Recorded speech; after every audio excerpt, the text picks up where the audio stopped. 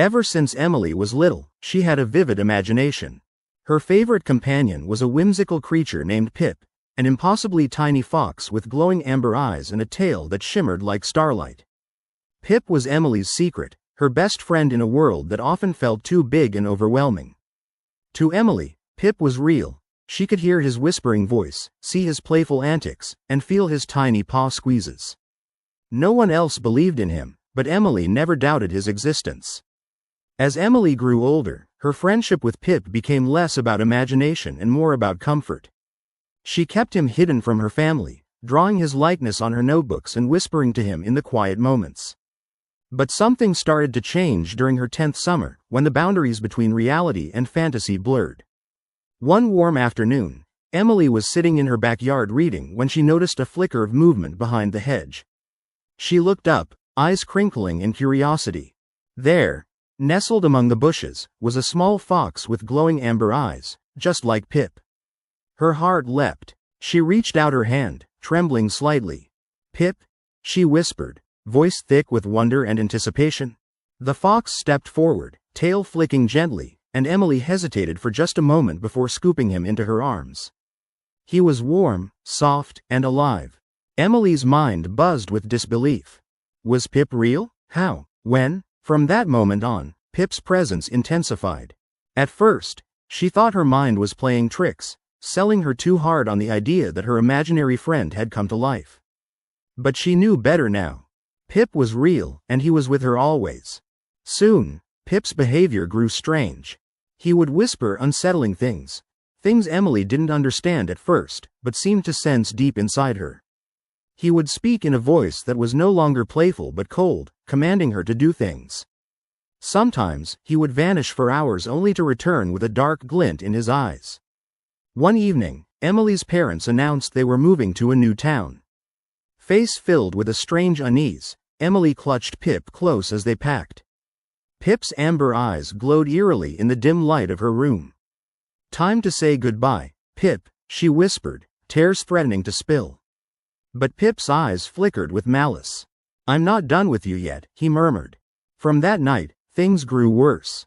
Emily started waking up with bruises she couldn't explain, her reflection occasionally flickering to show a smirking, sinister fox instead of her own face.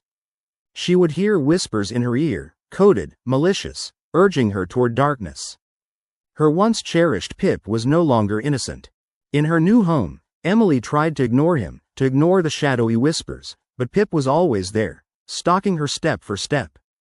He would appear in mirrors, in the corner of her room, and sometimes even in her dreams, where he prowled like a predator.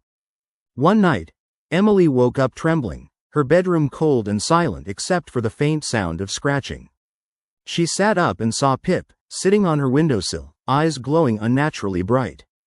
His grin stretched wider, unnerving. "You're mine now," he hissed softly, voice layered with a sinister echo. "You brought me to life, and I won't let you forget it." Terrified, Emily tried to back away, but Pip leapt at her, tiny claws digging into her arm. She shouted and swung, but he was too fast. He disappeared in a puff of shimmering light, leaving behind an unsettling silence and a feeling of dread that clung to her skin.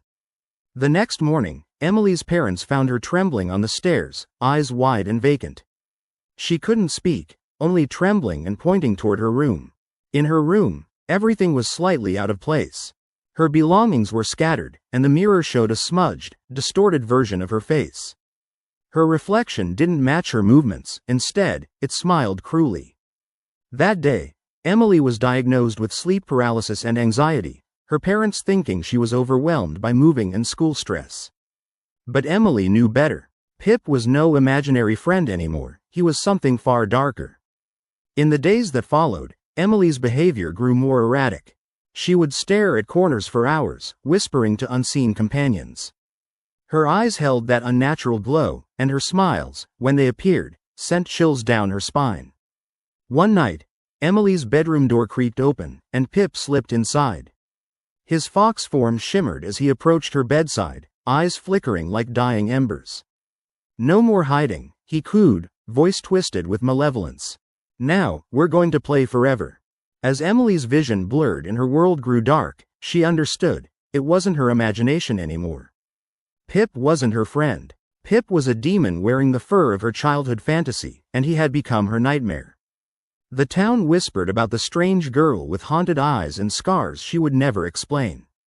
And in the shadows of the night, if you listened closely, you could hear the faint sound of a tiny, wicked whisper carried on the wind, calling her name, beckoning her back to that dark, evil fox.